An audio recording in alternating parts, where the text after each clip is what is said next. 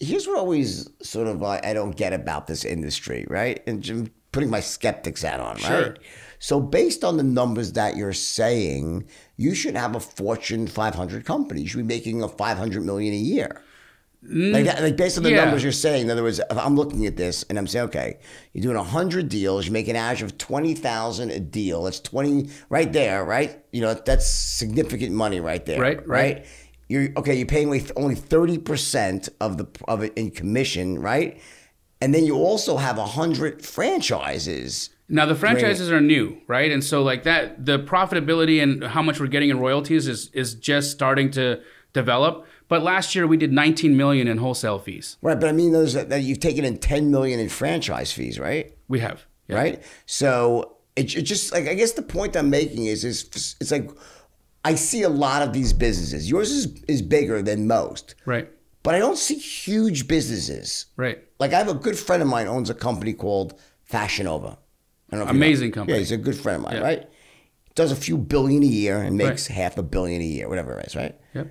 Why don't I ever hear about this in your model? Because real estate is one of the most lucrative industries in the world. Right. So those you hear about, there are more probably billionaires in real estate. I guess there's stocks, real estate, but why not in this? It seems this is more micro, and I know a lot of people making a million a year, 2 million a year, Right. 300 grand a year. I don't find people making 500 million or a billion a year. Why is that?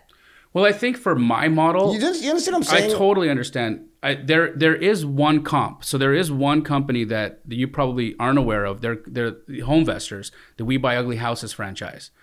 They are the So they've scaled. They're the scaled comp, right? And we're on their tail. Okay. And so, you know, it does exist, but in this business model, we're lacking sophistication. I'm pretty good at spotting out a good business. Yeah. It seems like a really good business. It is. Right? It is. It just seems like a business that was that lucrative would have some massive, massive companies. Yes. Yeah. And I think that as the business model starts to gain more traction and light, because here's Like the funny thing. there's shows about it on TV. Our shows on it's it. Just, there's something about this. Like I'm trying, and it's not.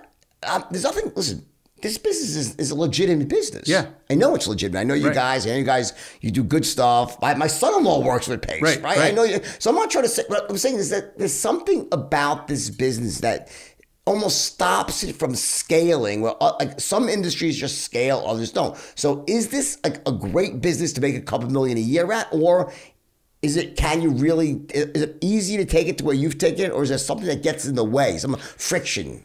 I think Like, there's. let me stop. Okay? Yeah. Because I think is it that it's too easy to start, so everyone breaks off on their own before you can get traction and take. So people steal your idea and just they work for you, they do it, and they become your competitor before you could ever scale. Is that what's going on? It happens sometimes. I mean, we don't lose a lot of staff.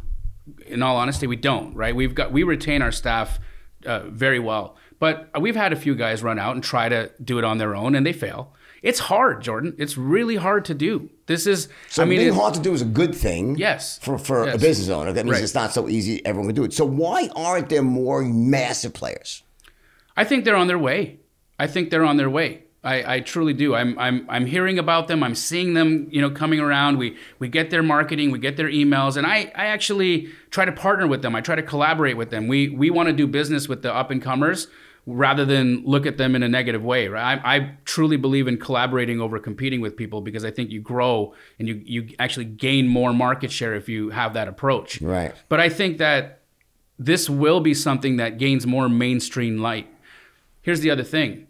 If you ask real estate agents across the nation if they understand what wholesaling is, the majority of them are going to tell you they think it's illegal. Truly. They don't understand it. They just don't understand it. And I think it's that whole Stigma? Just the stigma and the fact that people don't understand the concept of selling potential, because that's what we're doing, right? If you look at the way that wholesaling has been categorized in the news, some people will say, oh, it's opportunistic. These guys are going out there and they're lowballing old ladies and getting, you know, giving a grandma 50 cents on the dollar for her house. That's not the facts at all. We're actually helping sellers who have properties that would be very difficult to sell. Now, in fact, you bring up another great point. Why haven't you seen this at scale? Actually, you have. Silicon Valley has been playing this game. You've heard of Opendoor. Yes. You've heard of OfferPad. That's exactly what they do. So that's them. That's the model. That's the model at scale from Silicon Valley. So what are they doing in revenue now?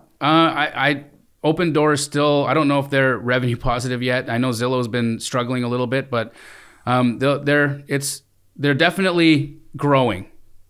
They're definitely growing. So you see this model at scale. They don't call it wholesaling. They call it house flipping. Yeah.